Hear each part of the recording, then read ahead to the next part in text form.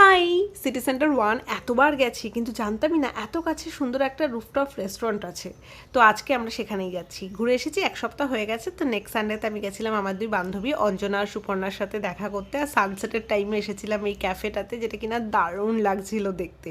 কিছু ড্রিঙ্ক আর food order করেছিলাম যেগুলো ওকে ওকে ছিল। এটা মাস্ক মেলন ড্রিঙ্ক, যেটা কিনা ওকে টাইপ ছিল। এটা ছিল হচ্ছে গন্ধরাজ ফিশ, যেটা কিনা মোটামুটি ঠিকঠাক ছিল খেতে।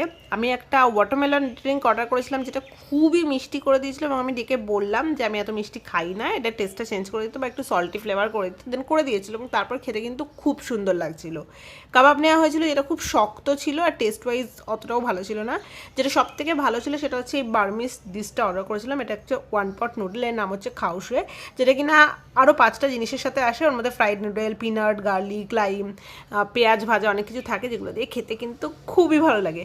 আর তোমরা ক্লাউড9কে এখনো সাবস্ক্রাইব করোনি? যারা করোনি তারা ঝটপট গিয়ে এখনই সাবস্ক্রাইব করে নাও। এটাতে এসেছিলাম আমরা ভোটের রেজাল্টের জাস্ট আগের দিন। এই হোটেলটার নাম হচ্ছে স্কাই ভিউ ক্যাফে ডে সোভরানি, এরকমই কিছুটা প্রোনাউন্সিয়েশন হবে। তো তোমরা এখানে আসতে পারো। Food quality is okay okay, but view কিন্তু অসাধারণ।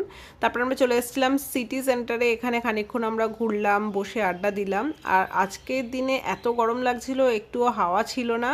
বাইরে থেকে আমরা লস্যি আর আইসক্রিম খেয়ে আজকে দিনটা শেষ করলাম। Thank you, by.